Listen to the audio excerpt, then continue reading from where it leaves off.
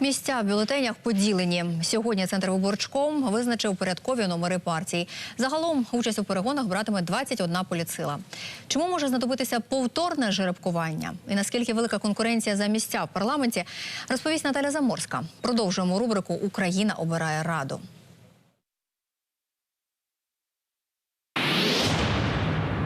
Понад 3000 мажоритарників і дещо менше за списками 21 партії. На цих перегонах за 424 місця в парламенті змагатимуться 5845 кандидатів. Виходить по 13 людей на одне крісло. Конкуренція величезна, але не рекордна. У 2014-му була трохи більша. Та окремі округи таки встановили рекорд. 133-й округ, Одеська область, на даний момент 50 кандидатів в одномандатному виборчому окрузі. Уявіть собі, розмір бюлетеня буде конкурувати з президентськими виборами так точно.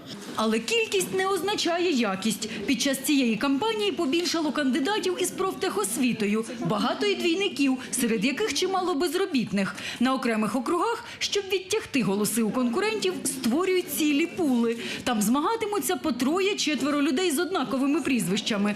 І завадити цьому Центрвиборчком не може, бо не має права відмовляти в реєстрації, якщо в клона усе гаразд із документами. Навіть коли він нещодавно змінив прізвище. Зареєстрували і чимало тезок Володимира Зеленського.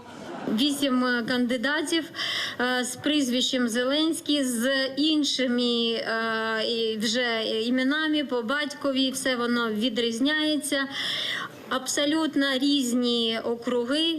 Це не клони, це реальні люди, це не особи, які змінювали своє прізвище. Сьогодні Центрвиборчком провів і жеребкування, щоб визначити порядковість партій у бюлетенях. Опозиційний блок. Владислав Валерійович Забарський, прошу. Перший номер. Результаты, в общем-то, неплохие, но вы же понимаете, это слепой случай.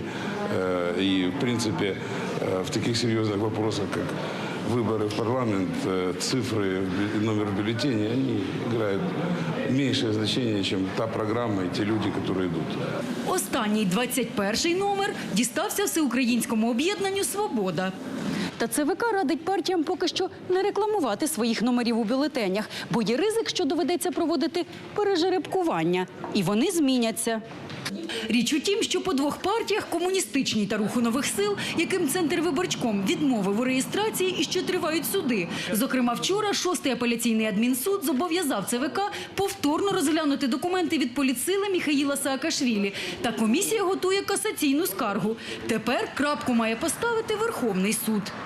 Ми будемо чекати рішення Верховного суду в апеляційній палаті для того, щоб на законних підставах брати участь у виборчому процесі.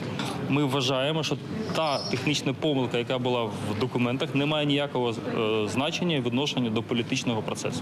Тож чи доведеться проводити пережеребкування, стане відомо приблизно за тиждень. У ЦВК сподіваються, що встигнуть провести всі процедури і передруковувати бюлетенів не доведеться. А ось на мажоритарці можуть виникнути проблеми. Відповідно до закону, кандидат має право відмовитись від балотування за 12 днів до дня голосування. Абсолютна більшість виборчих бюлетенів буде або вже в стадії додруковування, або піде на друк. Якщо багато кандидатів-мажоритарників в останній момент зніметься, дільничним комісіям на місцях доведеться масово проставляти штампи «Вибув». А це може призвести до величезної кількості помилок та ненавмисного псування бюлетенів. Активно готуються до виборів і правоохоронці. Уже з 15 липня вони перейдуть на посилений режим несення служби, а дільниці з моменту завезення бюлетенів охоронятимуть цілодобово. На Харківщині дії усіх служб координуватимуть в обласній адміністрації, наголошує її голова Юлія Світлична. Каже, під час президентських виборів впоралися на відмінно, без жодного серйозного порушення. Вибори повинні пройти відповідно до чинного законодавства, максимально прозоро, зрозуміло для людей. І першочергове – це буква закону. Всі органи державної влади повинні бути аполітичними, тільки закон. Повна координація силових структур і відомств для того, щоб, як завжди, провести все безпечно. До здійснення заходів безпеки буде залучені додаткові сили. Це буде і Департамент захисту економіки, і ДВБ, і управління поліції охорони, кіберполіція, тобто всі сили, які є в Харківській області, будуть залучені до цієї роботи. Правоохоронці нагадують, починати агітацію кандидати можуть лише з наступного дня після їх реєстрації і лише після відкриття виборчих фондів. Наталя Заморська, Кирило Іванов. Сьогодні. Канал Україна.